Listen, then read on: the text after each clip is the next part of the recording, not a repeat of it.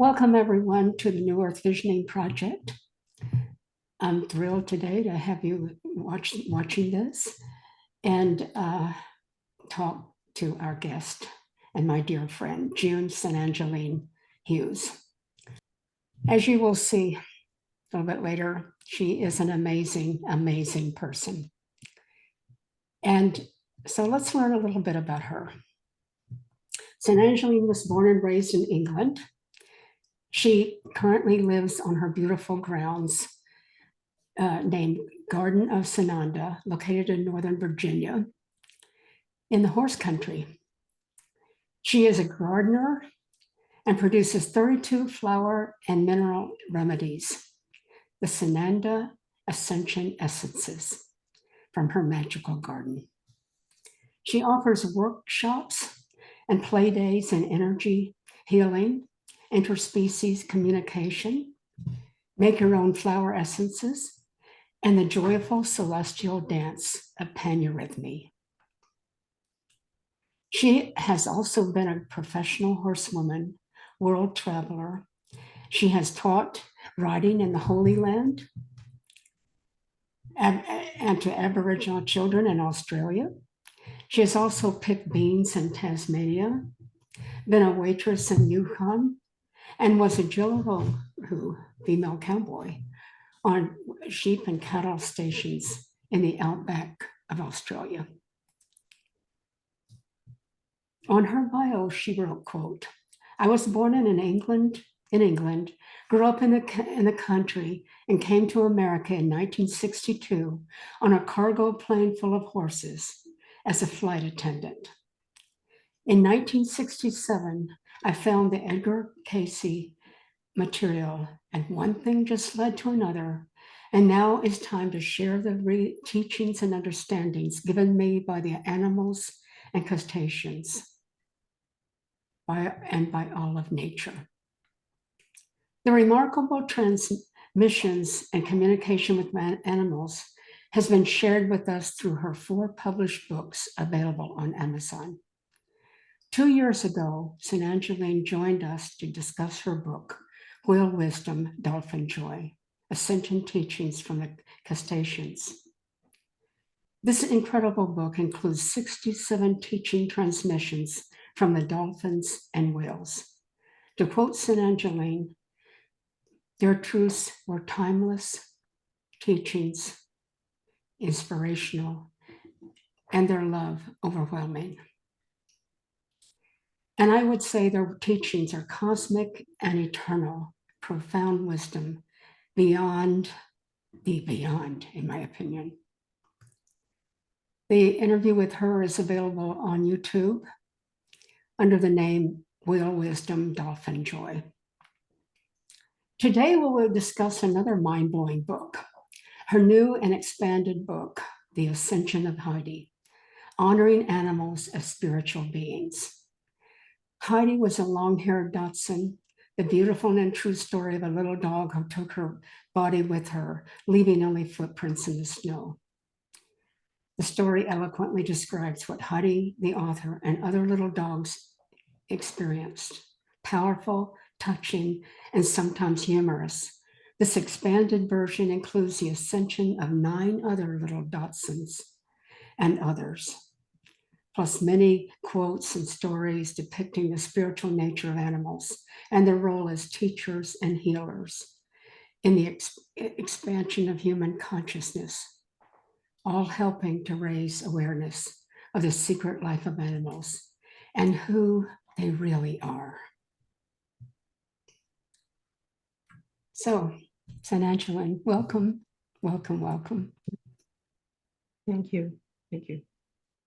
So Heidi did this thing in 1994. She was 16 years old and she was in fabulous, fabulous shape. And I had known with a deep inner knowing for a couple of years that she was going to do this. Because at that time, a couple of years earlier, many of us had been listening to a series of cassette tapes by, I think it was a guy called Eric Klein, about Ascension. And we were all ready to go. We would all listen to these 5 tapes in one sitting, and we'd be up at 3 o'clock in the morning emptying our drawers. We were all ready to So eventually, of course, we discovered that it's a process. Ascension is a process. But Heidi did what I call the classic ascension, because Heidi took her body with her. She just left me with footprints in the snow that just stopped. And when I say I knew she was going to do this, I did. But I thought I would wake up one morning and she wouldn't be beside me in bed. Or anyway, it was nothing like that. It was nothing like that. For a week, at least a week, Heidi had been on a high with joy. She was just ecstatically happy and joyful for no reason at all to me. So the thing is, at a cellular level, her cells knew what was going to happen. And so anyway, when she went, it was 10 o'clock at night, and there had been a light snowfall, and there was a pretty good moon. So it made the footsteps very easy to follow. And so the next day, I was looking through the window and thinking, how'd you do that, Heidi? And with my eyes open, I saw Heidi standing there in the snow in a little beam of light around her. And as the year went on, in a very deep meditative state, I would ask all kinds of questions. I would ask her, what did she feel? And I would be given the understanding of what she felt. And then I'd say, well, can you give me the feeling? And she would give, I felt what Heidi had felt, the warmth of the cells speeding up. And again, as the year went on, I would be given the more or less scientific explanation of what her cells did. Shall stop it? Her cells sped up faster and faster and faster until they expanded and went beyond light. But the warmth that I felt, that was her cells speeding up. So I hardly know what else to say about Heidi, because all the transmissions I got for her were so very, very deep. So I'm going to skip to Tiggy, who was Heidi's best friend. When Heidi's mom died, she was alone for a week, and then Tiggy joined us. And Tiggy was 7 years old, and she'd been a kennel dog. So she took to being a pet dog like a duck to water. But anyway, she and Heidi used to absolutely sleep together like that. They were just like glue. They were totally, totally together. And Tiggy told me that Heidi was teaching her to synchronize their heartbeats, so Heidi could take her traveling when she went to the other dimensions.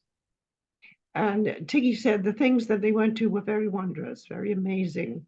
But when I asked her if she could explain to me what she was seeing, she said no. She said it's like a dream. You know, you've been somewhere amazing and you've done amazing things, but you can't really necessarily remember it all. So Tiggy really liked this out-of-body travel that Heidi had taught her. And she used to go and visit my friends in their dream state. And they would tell me, Tiggy came to me last night. And Tiggy said she liked visiting nice people. So she did that quite a bit. And then the next little dog to join us was Lorelei. She was very petite, and she was a champion of champion in the show ring. And she was also 7 years old when she came to me.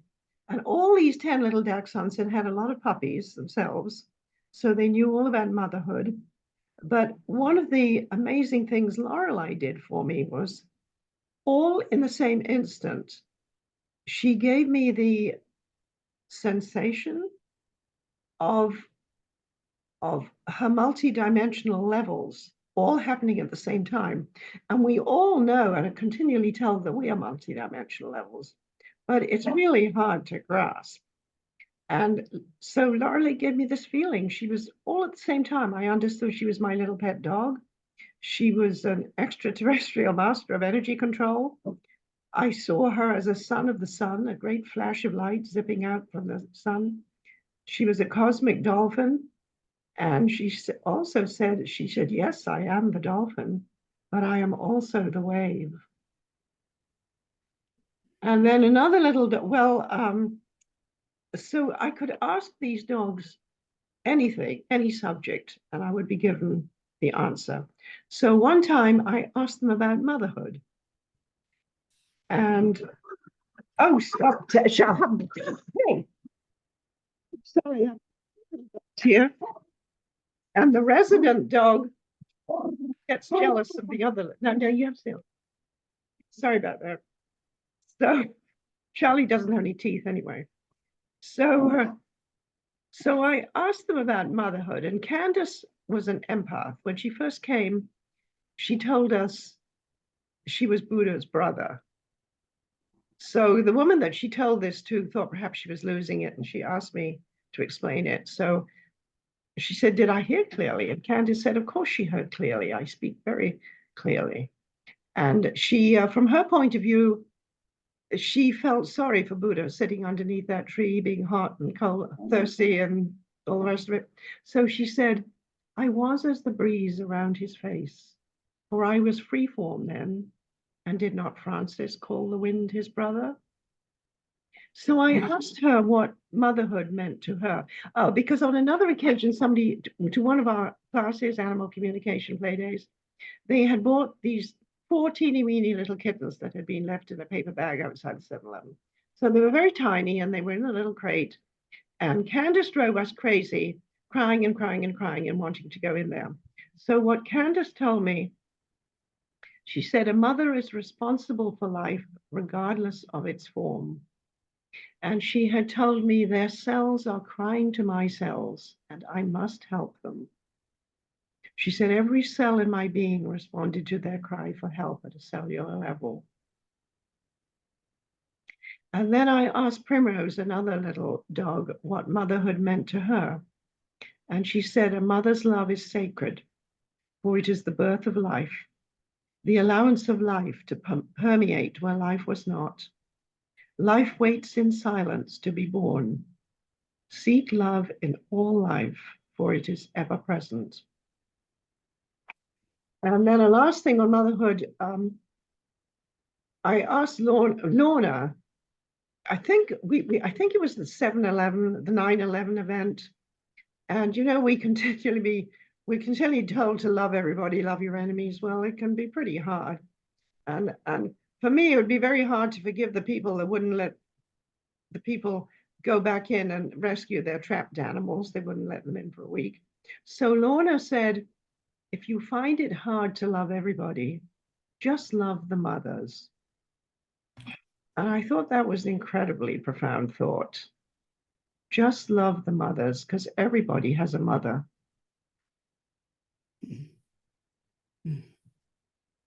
And Olivia, I wanted to mention Olivia because Olivia was Lorna's grandchild or something like that. And she was only with us for 1 month. She was Primrose's daughter. She was 2 years old, and she was only with us for 1 month. So of course I was upset. And I heard that Olivia was never meant to become part of the ongoing structure here. She was as a passing breeze that served completion for a previous time. So we could apply that to any little baby or young child. They are as a passing breeze that serve completion for a previous time. And Janice, before I move on to how I got started with Gretel, do you have anything to say? Or anybody? Janice? Do I have anything to say? Well, I have a lot to say. I, at this point, I will just say that every one of these dogs, these 10 dogs, and a couple of other animals, have inspired me. I've read so many books, but this one has incredibly inspired me to be the way they are, and how fun they are in doing what they do. It's not, they're like the examples of joy and fun, and also love. The unconditional love that they have is just incredible. When we get to a little bit more, I'll say more, but it's been so inspiring. I want to hear more from you. How did you begin the telepathic communication you've had? Well, this is where I will backtrack to Gretel. Gretel was my first dachshund, and Gretel was Heidi's mother. And so I credit Gretel with really everything. when Gretel died, she was 15 years old, and she died in her sleep, in her bed with the music playing and a friend or two around her. She did it exactly as I had asked she would do it 2 years earlier. Everything was exactly as I had asked for it to be. So anyway, at that point, I was trying to learn to meditate. And when I say trying, I mean trying. How long have I sat here? Only 3 minutes. Oh no. So Gretel taught me discipline because I so wanted to know what Gretel was doing that my love took her there. And meditating, well, what I called meditating, meditative state, twice a day became the highlight of my day. For 3 years, Gretel taught me. Um, she became my spiritual mentor, my master teacher. She taught me discipline. She taught me about mindfulness, how to listen, to sense, to be aware. She taught me about multidimensional living, universal truth, the true meaning of unconditional love. She taught me to commune with nature and the great I am. And she would present herself over the 3 years. She would come in her body of light, her crystal body, her diamond body, or the body of glory. And at that time, I had never heard of any of these things. So I used to say that she came as the golden Gretel, or in her see-through body, or her glass body. That was my way of thinking of her at that time. And she also taught me to trust myself, to be brave enough to share and speak in front of people. Because at that time, for those 3 years, I was going to a little, for want of a better word, metaphysical chapel, the Lord's Chapel in Winchester. And because I was having these mind-boggling teachings from Gretel, I wanted to share them. So I would get up on the little stage and share these teachings. And so another way I got started was that people, when their animals died, they would come and they would say, would you ask Gretel if you've seen my dog? And I would ask Gretel, and she would give us the answers and she would tell us. And eventually, as time went on, I realized that I could do it without Gretel. But anyway, back to Gretel. She, the thing she showed me fairly near the beginning, we'd have these beautiful exchanges, and I'd seen this happy, glorious, beautiful Gretel. And then she gave me an image of herself climbing up at an angle, a diagonal angle in front of me. And I was so upset because this little dog was struggling, and it was in distress. It was struggling and it was climbing upwards. And finally, my mind was filled with what I called the golden Gretel. And this little Gretel disappeared inside it. And the golden Gretel laughed and turned away. And over the next few meditations, I understood that she had returned to her higher self. So I thought that was it. I always thought that was it. What else is there more for me to learn? So in the next meditation, in my mind, she's down below me. And I'm horrified. What have I done? What have I done that she's down below me? Well, what I eventually understood was in my meditative state, I was in a higher frequency, and Gretel had returned to the lower astral realms, and she was helping the traumatized cats and the dogs who had killed them. She was teaching them to love each other, to love thy neighbor, and that's what she was doing. And then another time she came to me, and she was what I call swimming through the air. She was turning somersaults, and she was turning herself inside out, and she would dive through my arms. And she was just like a little otter swimming in the air. And my friend said, no, she's showing you she's free. So then I would think that was it. She's free. And so then we'd go on to the next thing. And I'd say, well, Gretel, can you still fly? Oh, yeah, that's no big deal. I can still fly. And I said, well, what about your higher self? And she said, oh, I just went there for a quick rest. Now I need to work. And I would go to the local Buddhist temple in Poolesville, and there was a very friendly nun there. And I would tell her my Gretel stories. And I told her about my latest, some of them didn't make sense to me. And Gretel had been telling me how she was doing all these things, and it all sounded incredibly complicated. And so she showed me an image of herself sending out all these streamers, all these rays, and each of them had hundreds of little Gretels, and they could go wherever they were needed. So I went to the nun to ask her to help me understand this. And she said, oh, that's a very advanced teaching.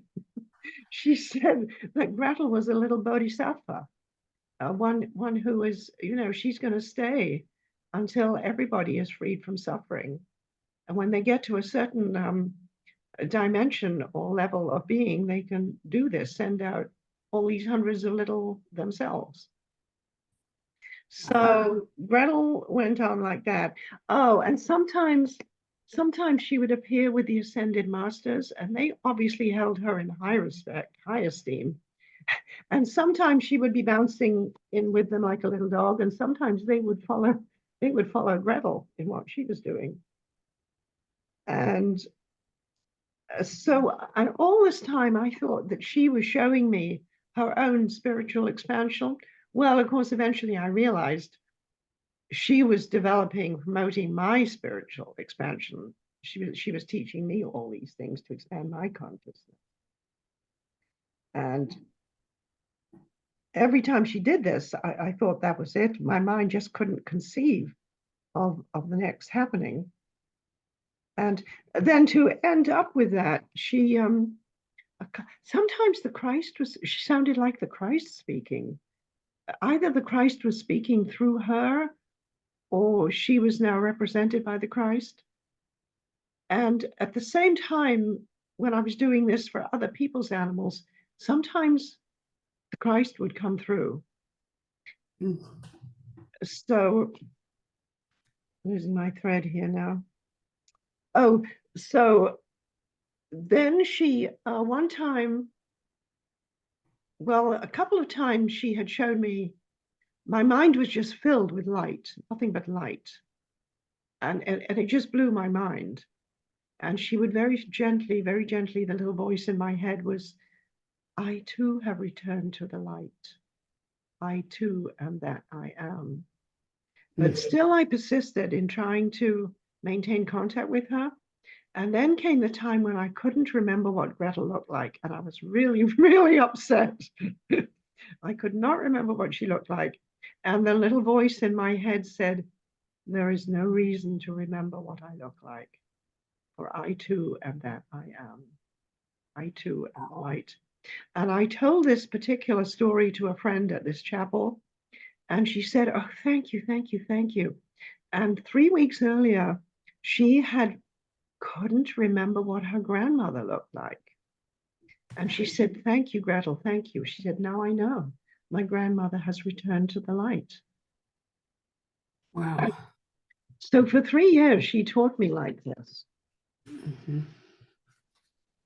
And then, Janice, you had asked, what do dogs want most from us? Well, I want to tell you a bit about Lorelei. Back to Lorelei. Lorelei on the cover picture, she's the little dog on the back of the book. The back of the book. Yes. Can you see that? Out of focus. Well, anyway, never mind. Okay. I'm not seeing myself. No, we can't see it. Hold on. Higher. You have to hold it higher. Never mind. There I am. That's better. That's it. And when I was first in Sananjaleen's living room, I saw a picture on the wall that totally took my attention. I mean, I was drawn to it. And it's like I couldn't help it. And it was a little dog in there. And I asked Sananjaleen if she had a digital copy of this. I wanted it. And I'm not used to doing that. I'm not used to just asking somebody out. And it was this picture. Same one. Lorelei on this picture. And I keep this in front of my desk. After that, I didn't know her name. I didn't even remember it. You told me, but I totally remember it. But I was attached to it so much that I had it, enlarged and put it in front of me. And ever since then, Lorelei has been in communication with me. she tells me I need to straighten up. I need to go ahead and just do things. And she has that personality. She has this force that makes you just go, there you go, straighten up and, get with yourself type of thing. And I've never quite I've felt the sense of my past dogs after they died, a week or two or three, maybe a month, their presence. But this Lorelei had passed on years ago, right? Before this, 25 years ago. yes. And I still feel her presence. And I have this, it's kind of a telepathic thing. I know what she's saying. I don't hear the words, but I know what she's saying to me. And I don't know what you would call her, a teacher or a comrade or what, but she has a quality that I'd love to have, and that's a lot of confidence, a lot of knowing what should be done, and that I have the capacity to go within and get answers and everything like that. She's been a real asset to me. And this is someone who's crossed over 25 years ago. But we'll hear in a minute some of the things I do from the other side. It's just remarkable. So Lorelei is my comrade. I mean, I don't know what to call her other than a friend and someone that I rely on and has my back. That's just amazing. Well, Lorelei herself says she's a master teacher. Yeah. And yeah. And also, you'd all better watch it, because Lorelei says that she works with anybody who has ever seen her face or heard her name. Uh-oh. And then as a PS, she added, Tiggy only works with those who ask. Yes. Yeah. And I will just throw in a couple of stories about them again, because when Tiggy made her own transition, she was 17. She was nearly 18 years old. And she told me that she wanted me to alert every single one of her friends that she had some last words for them. She had a last message for them. So, well, at 17, Tiggy had a lot of friends. And this kept me busy, coast to coast. And she did, because I asked the people to send me what she told them. And she came to them either in their dream state or a meditative state. And she gave them all very profound words of advice or teachings. One young lady credited her, the symbology in the dream, they credit her with Tiggy saving her life symbolically. This person had worked with Walt Disney, and she said no to what they wanted. And so what we know now, Tiggy probably saved her life. And then Lorelei, when she was getting ready to transition, a few days before she went, she wanted me to alert all her friends coast to coast. And she wanted all her friends, we synchronized a Friday night meditation, 9 o'clock at night. Everybody was to light a candle and hold the image of Lorelei dancing in the light. Well, what Lorelei did with all this energy coming her way, she opened a portal and released many, many hundreds and thousands of animals, and plenty of humans too went with her through this portal into the light. And at that time, it was all the animals and the people from Kosovo. And I had a friend staying with me at the time who was feeling and seeing and sensing all this stuff. It was really pretty amazing what these dogs, the dogs, who are they really, Right. This is the whole thing. Most of these dogs are like the tip of the iceberg. They're emanations of master teachers or cosmic beings or archangels or whatever, Mm-hmm. It took me several years to fully understand all of this. So anyway, did we finish with Gretel? I can't remember. I think we were going to go on to what do dogs want from us. So on one occasion, when Tiggy had given everybody else these last words, I asked her if she had any last words for me. And she wanted me to teach people that animals have purpose too. And then another friend asked me what was the relationship between humans and their horse. So the answer I got, I took it to mean humans and all animals, not just the horse. And so what I got, the key phrase that I got was, it's a sacred trust. The relationship between us and the animals is a sacred trust. The animals come in trust that they will be honored and taken care of, not necessarily loved, but treated with respect. And then another thing they wanted me to, when we did these little animal interspecies communication play days, I used to call them workshops, now I call them play days. But they wanted, and I would set different exercises for the people to do. And some of the exercises I set was because I wanted to know the answers. But anyway, this particular exercise was for people to consider the evolutionary role of animals in the expansion of human consciousness. And you can all think about that yourself and see what comes. Funnily enough, what came up for me at that time, probably because I had this problem in the garden, was rats. Rats originally, or one of the things they did back in the Dark Ages, was they reflected the conditions in the cities, that things needed cleaning up. You know, they came when there was dirt and things were unsanitary, so they reflected living conditions. And now, look at what rats do now. They can be, I've known people who write the whole book about their pet rats and have the rat sleeps in bed with them, just like my little dogs do. And also rats are used, they're trained to detect mines where the human footstep would trigger it. They'd be too heavy. So the rats are trained, they're on a long leash and they go and they sniff out the mines. But of course, other people would have totally different take on that.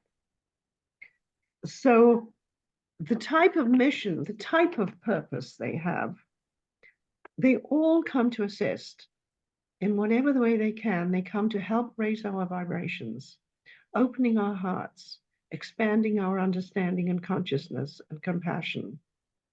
They come as teachers and healers, conduits for divine love, peace, joy, and fun. Once we were working from photographs in this class, and all the dogs in the photograph had been talked with.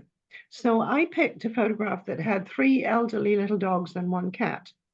And they'd already been talked to, but I picked this photo and I said, do you know what we're doing here? And they said, yes, we are your teachers. We are teaching you to remember what we know. Oh. And some animals come to represent stability and continuity.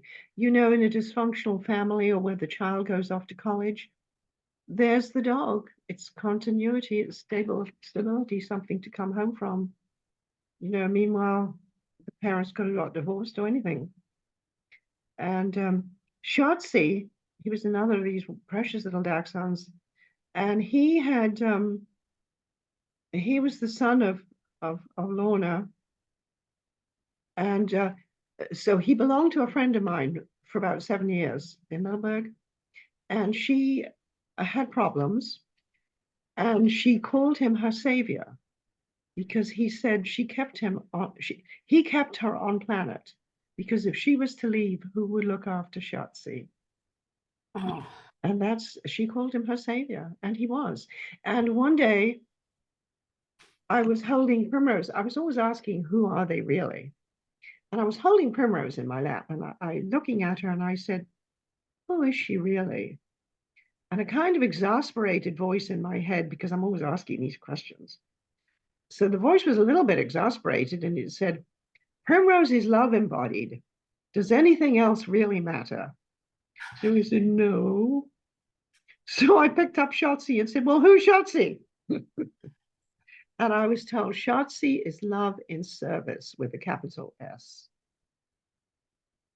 And what Shotzi eventually told me, that sometimes these animals, it was difficult, there really wasn't a word. I would call it a unit of energy. I suppose some people might call it a group soul. But for me, it was more like a force field of energy. And wherever help was needed, this force field could project parts of itself in whatever form it was needed. So the Shotzi matrix, the image of his body was very, very useful because it can still be used. Because when his person finally died, I was in Colorado, and the person I was staying with saw how upset I was, and she said that she said, she's okay. Shotzi escorted her to the other side. Well, I didn't know how Shotzi did that, but I told everybody from then on, whenever they had a family member or an animal about to make the transition, they could call on Shotzi to come and escort it. And as time went on, people did this. They told me about it. And as time went on, I learned that Shotzi was not just an escort, he is one of the escorts. And I learned from another very well known animal communicator. She knew all about the escorts. And yes, they're real things and they can be called upon. I don't know how they do it, but anyway. Yeah, there are two people that I've read about and heard about. One of them is Eckhart Tolle. Most of you probably know of him. And he calls dogs and other animals the champions of presence, because if you pet a dog and you look at him, you forget everything. You're in your own presence. They really help you be in presence. So he calls them champions of presence. And then there's the dog whisperer, and he had a dog, and Caesar Milan, his name, and he had a dog that really helped him named Daddy. And he has read many books, and he's a Buddhist, and he says that Daddy was his best spiritual teacher of all. And I had a dog that was so unconditionally loving. I mean, incredibly loving, sacrificial type of loving, beyond the call. Sleepless if I was sleepless, holding me and sitting on me when I had broken ribs, just sacrificing. I mean, didn't even go to eat. I mean, the love is so incredible that I'm humbled by it, and humbled by the stories that Sananjaleen has given us in her book. I mean, it's just an incredible awakening to the fact that animals have souls and they're multidimensional, and they're so much more expanded than we are in so many ways, and they teach us. And it's been an incredible awakening to read this book, and incredible that our scribe here was lucky enough to get all this for us and write it. Thank you, Sananjaleen, for that. I just wanted to tell a cat story for people who No, have cats. we're going more of the stories. I'm just No, I didn't mean to interrupt. I just got two more stories. No. But I love this story about the cats. Somebody had written to me, and I can't remember what it was all about, but she wanted to know what her cats were doing. Who were they? Why were they in her life? It was on there. Why were these cats in her life? So anyway, the cats were telling me who they were, and they mentioned while we were doing time on planet Earth. So I said, "Oh, you mean like you were in jail?" And they said, "No." And they were from a unit of energy, a force field of energy. And what they said was that their presence, I'm just doing the wrong thing there. So what they said was, we help balance the energies, maintain the equilibrium. Humans are forever upsetting the natural equation with their emotional misunderstandings. So this force field that they belong to, they said there was always a certain number of them on planet Earth, restoring divine order from the mess we make. And so you never know what your cat is doing. And then one day when I was in Israel in the Holy Land for 7 months in 1972, And so I was walking cross country. I didn't know what I was doing. And I came across this herd of cattle sitting in the middle of nowhere. And then, a herd of cattle sitting in a field is very, very peaceful. So I just stood beside them for a little while. And I really wasn't intentionally communicating with them. But I said, "Oh my goodness, what are you doing out here anyway?" Because they were miles from anywhere. And I heard they were holders of the light, that their presence, and herds of cattle like them all over the world, that their presence was of great importance towards helping maintain the frequency of balance and harmony in a volatile area. They have a big job. Mhm. Well, tell us a little bit about, I can't remember the names right now. I didn't put this on the note, but a couple of the dachshunds crossed over and then became like galactic, in the cosmos. Who am I talking? Well, Lorelei was a prime example of that. And so I had mentioned about Tiggy going into people's dreams. So when she passed over, she continued this. She loved doing this. And the other thing is, I always said Tiggy was from the fairy kingdoms. And so what I eventually realized, all the dogs represented different kingdoms. Tiggy represented the elementals, the fairy kingdoms. And Candace, the one who wafted the breeze around Buddha's, she's she's an air sylph. And St. Francis told me that she was one of the great devas, of the air system. And so anyway, Tiggy continued to go to people in their dreams. And I had this Cherokee friend, Native American in Texas, and we were great telephone buddies. And Tiggy and Lorelei in particular would go to her in her dream state and sometimes in her waking state, and they would teach and tell her all these things. And they would show her things that they were doing in spirit. And they would be working with the ascended masters. They would take her to temples. And you don't know how much of this Lorelei was having us on, because she had ascended master sort of going like this to her. She walked by. And if you would believe Lorelei was saving planet Earth, but she did have a lot of help in doing this. And so anyway, one thing, we heard Tiggy did this and the other dog did that, and Lorelei went galactic. Yeah. Yeah, she was.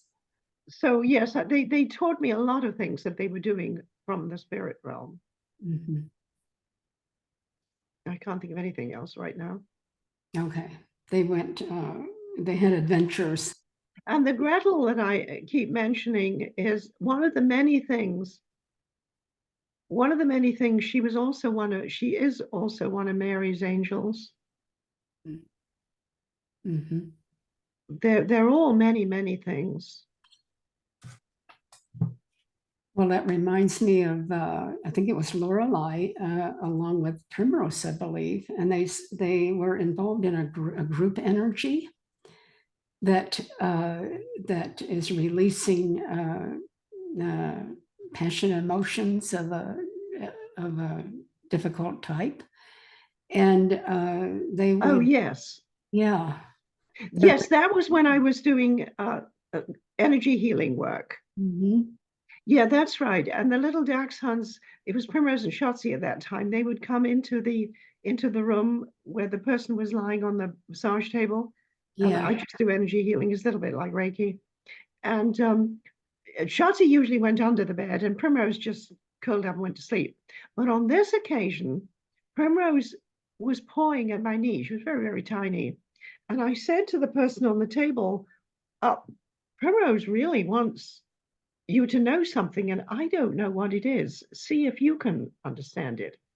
And pretty soon, this person had tears trickling down her face, and she was remembering that I think she was in her 50s, and she was remembering that when she was a child, they had to leave their house, and the new house they were going to wouldn't let them take animals. And they had this little dachshund that they adored. They had rescued her from a bad situation and nursed her back to health. And all this time, she had sort of blocked the memory because it had been so very, very traumatic for her as a child. And Primrose, how did Primrose know? And she was able to bring it to the surface and tell me about it and release it.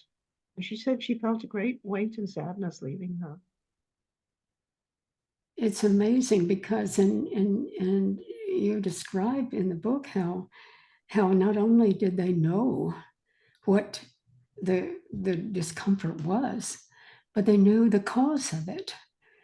And they knew how to take this energy, release this energy from her, and give it to the ethers that took that energy and transmuted it into something bigger and higher vibration.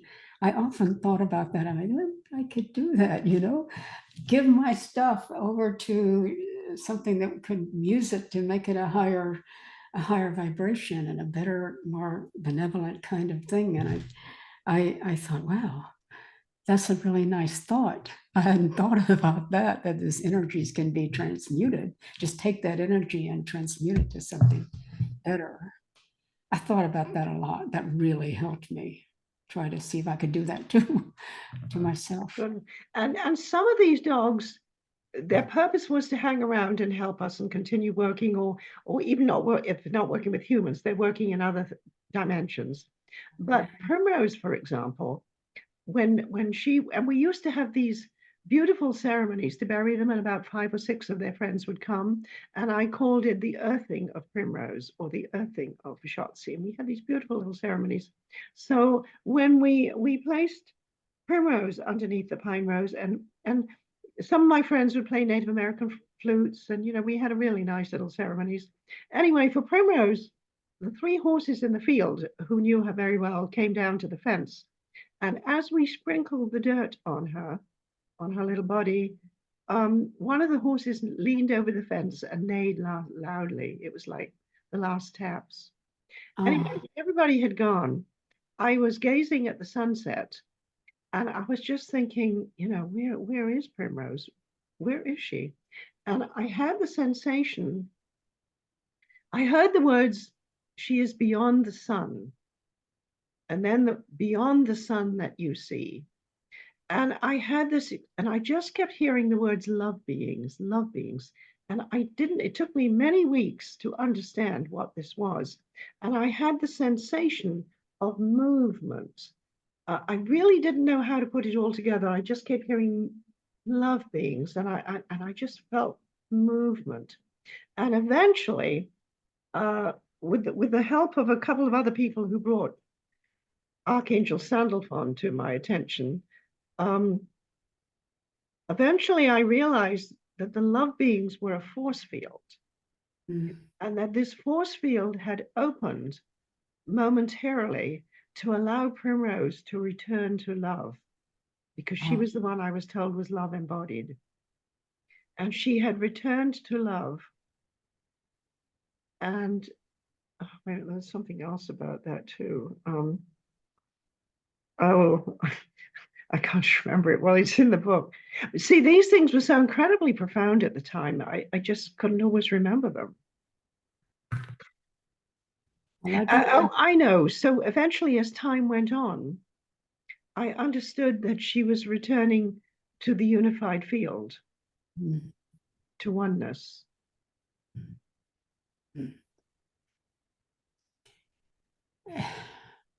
I don't know what to say. It's so incredible, and and all the animals and any life is part of the all, just like we are, and have this kind of consciousness and missions that they know. And it's mind blowing. This book.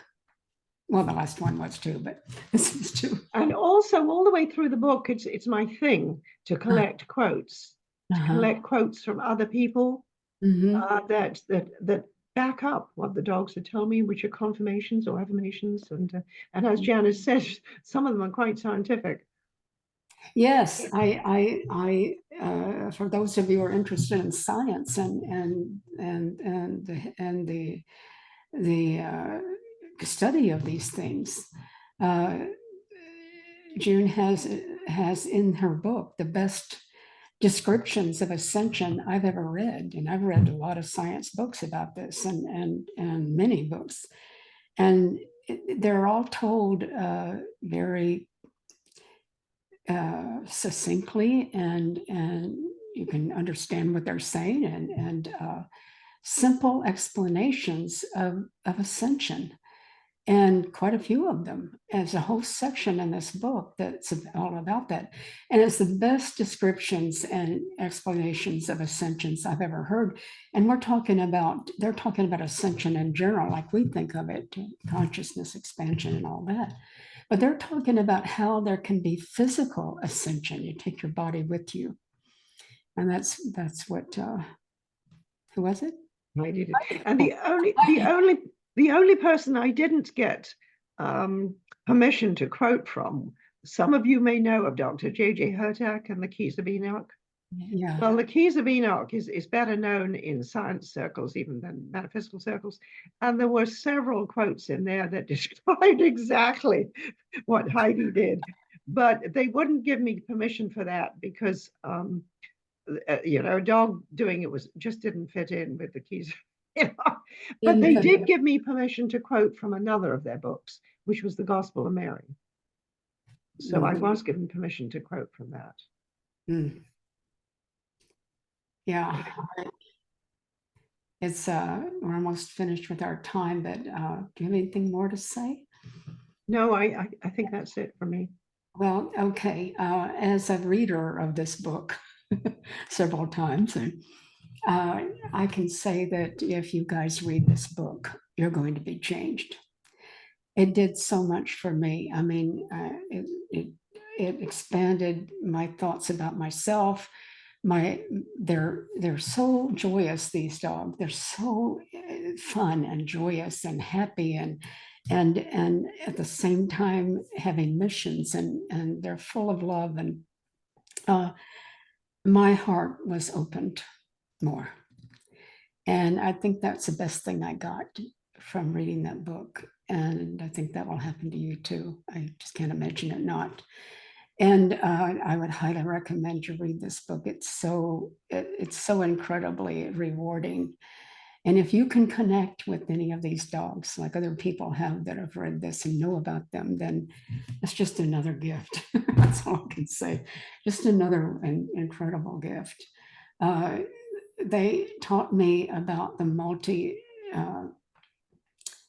verse. Not only that, I kind of thought I knew it all, but they're very playful in it and what it really is.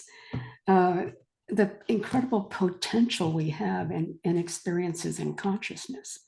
You go out on the other side, you can become a fairy, you can lead this and that. I mean, there are so many infinite potentials we have for that we can choose. And we live in this thing with all these rules and everything, and they're free. They're free. What I got there, they're so free, especially when they cross over. They're free to do what they want and what they choose and what they're attracted to. And if they are, then we are, right? That's what I got. I can do that too. Janice, I do want to mention Tiny Mike. Yes. Because anybody who's this applies to any old animal, but this was a little tiny pony. He was a very, very tiny little pony, and his name was Tiny Mike. He's black and white, and he belonged to my neighbor. So he was in the field beside me. So anyway, when he died, I think he died on New Year's Eve or Christmas Eve or something like that. And I was only, this was about the very, very first transmission I ever had, actually. And it came in, they used to come in verse form. And this was about the first one I ever had. And I was thinking of, what nice things, how could I say something comforting to the neighbor who owned him? Because she'd had him since he was a baby.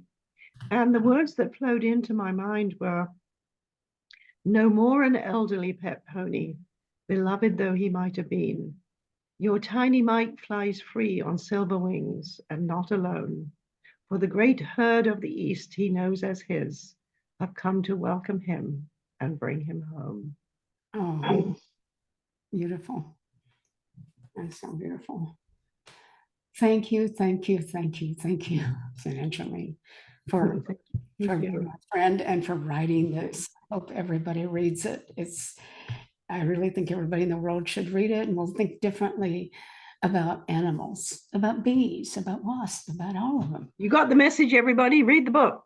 Well, that too, but I mean, it's just we need to be led to understand that every living thing in this world has a mission and is needed and all that.